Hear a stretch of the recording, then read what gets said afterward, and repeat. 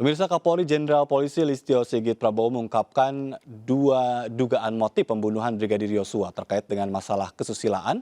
Dua motif itu pelecehan atau perselingkuhan masih akan didalami melalui pemeriksaan istri Ferry Sambo, Putri Chandrawati yang dilakukan hari ini.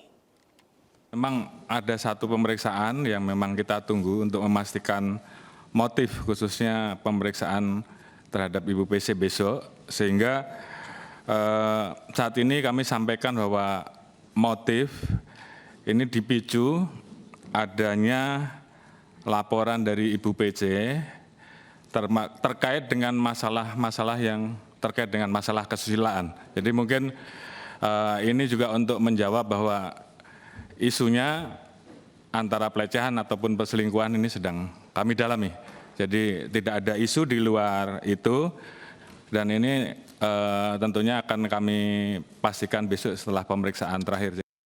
Baik, ini menarik karena bicara tentang laporan asusila yang sempat dilaporkan oleh PC itu sudah dihapus oleh Polri, tapi kembali terkuak ini nggak jauh-jauh dari kesusilaan begitu. Bagaimana analisa Anda? Ya, tentunya kita menerima satu fakta yang konkret yang sudah disampaikan, yang jelas, yang sudah beredar juga di masyarakat luas ya, bahwa laporan terkait dengan pelecehan itu sudah the case is closed, sudah selesai begitu ya. Maka tidak memungkinkan adanya dugaan-dugaan atau tafsir lain setelah itu. Mungkin itu yang perlu disepakati terlebih dahulu terkait dengan informasi yang kita terima. Gitu. Sedangkan apa yang disampaikan oleh Pak Kapolri, Pak Listio Sigit pada saat rapat dengar pendapat di DPR, yaitu di Komisi 3, ini adalah menyampaikan fakta-fakta yang selama ini kemudian dikumpulkan dan diterima informasinya oleh teman-teman penyidik. Jadi fakta itu perlu disampaikan agar tidak bias juga. Saya rasa itu bukan berusaha untuk kemudian membenturkan antara produk hukum penetapan penghentian penyidikan atau SP3 yang dikeluarkan pada saat pelaporan, mohon maaf, pelecehan tadi, begitu. Jadi ini adalah satu bentuk klarifikasi dan penyampaian informasi di ruang publik yang menurut saya memang patut untuk disampaikan oleh Pak Kapolri.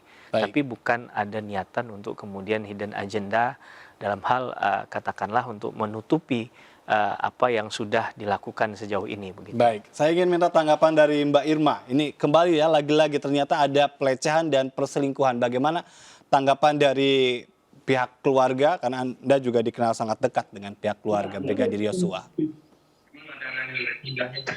Silakan Mbak Irma. Mbak Irma, bisa mendengar suara saya?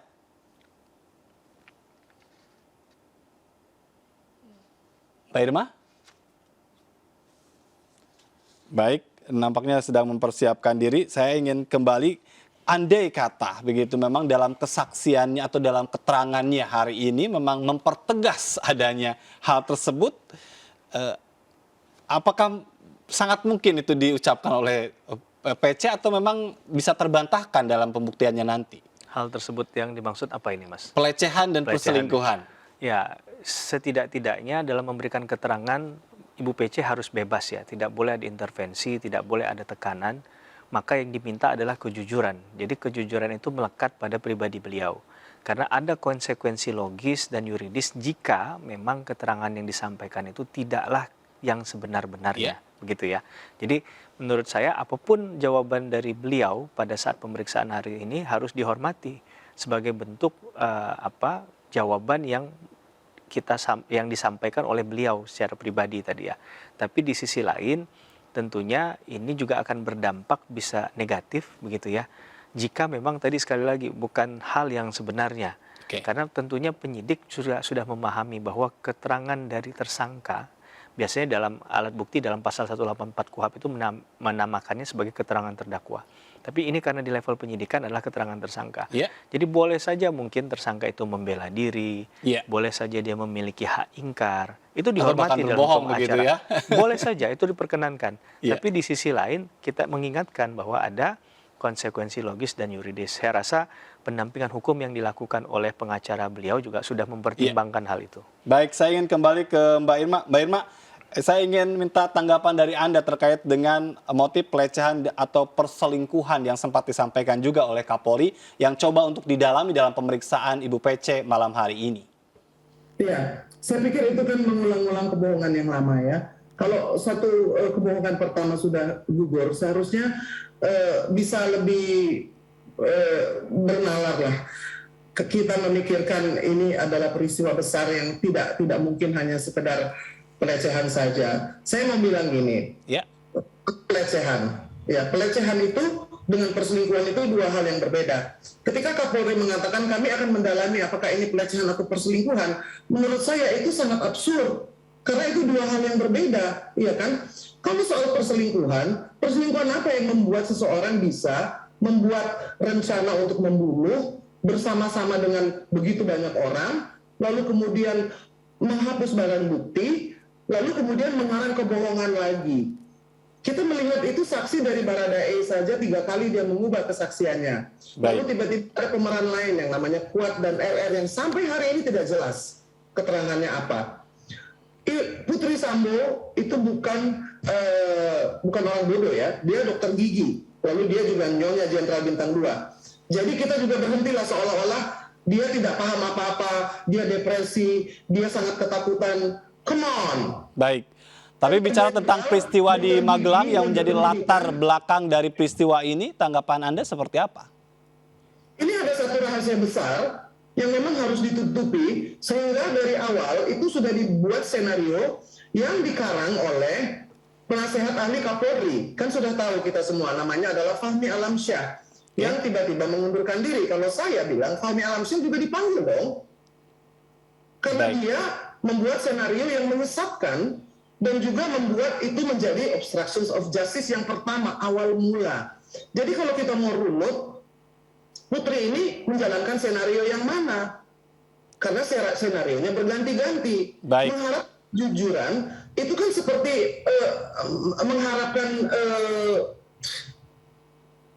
bayi tidak menangis. Nggak mungkin gitu. Jadi saya cuma pikir bahwa ini penyidik ini harusnya lebih pandai. Baik, tapi kalau dari persepsi Anda memposisikan keterangan dari tersangka itu levelnya kan paling bawah kalau nggak salah, boleh tanya sama beliau yang paham. Iya, tapi kalau Anda melihat posisi dari Ibu Putri ini apa masuk dalam skenario Sambo atau punya skenario sendiri sekarang dalam konteks membela diri atau ada hal lain yang memposisikan Ibu Putri sekarang? Bagaimana Anda melihat? Gini Mas Ajat. Pertama, dia hidup bersama dengan Joshua dan 8 ajunannya selama bertahun-tahun, ya kan? Kedua, kejadian itu terjadi di rumahnya dan di depan mata kepalanya karena dia saksi hidup. Ketiga, dia juga seorang ibu. Jadi, kalau dari hari pertama sampai hari ke-48 tidak ada satu patah kata pun yang diucapkan, itu pilihan dia.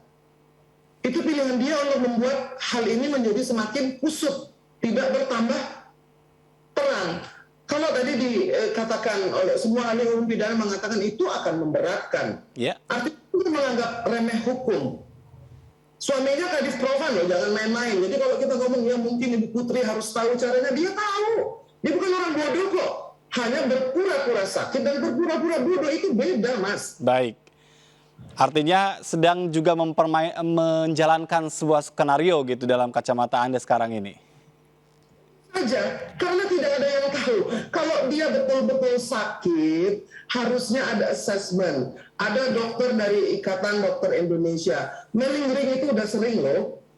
Ya kan dulu ada pernah seorang pengacara yang masuk penjara, seorang dokter yang masuk penjara karena memberikan keterangan palsu. Janganlah kita menganggap karena ada sumpah jabatan maka seluruh dokter atau psikolog akan memberikan keterangan yang sebenar-benarnya. Itu kan sangat naif. Dalam hal ini kita harus berangkat dari kalau mereka berbohong dari awal, apa iya terus ke depannya langsung tiba-tiba jujur 100%? Nggak mungkin. Baik. Apa yang diharapkan dari pihak keluarga dalam hal ini untuk Ibu Putri yang sekarang sedang diperiksa? Mbak Irma. Saya itu sedih kalau ngomong soal keluarga.